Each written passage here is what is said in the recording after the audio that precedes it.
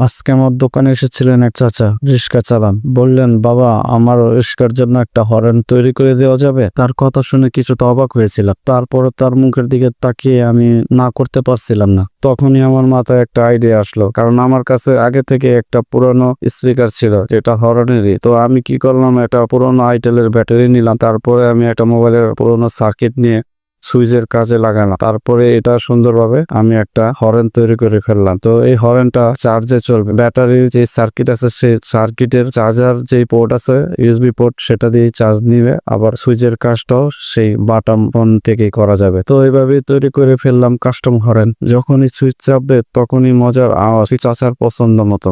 এরপর চাচা বাজিয়ে বলে, ও বাবা রে, একেই কয় কাম, আল্লাহ তোমাকে সুখে রাখো। এই কথা বলে চাচা তো মুচকি একটা হাসি দিল। এভাবে ছোট্ট একটা কাজ কারো মুখে হাসি এনে দেয়, এটাই আমাদের কাজ। এই কাজটি যদি আপনাদের ভালো লাগে তাহলে আমার চ্যানেলটা সাবস্ক্রাইব করেন। কুড ক্রিপিয়ার বাই রিপন চ্যানেল।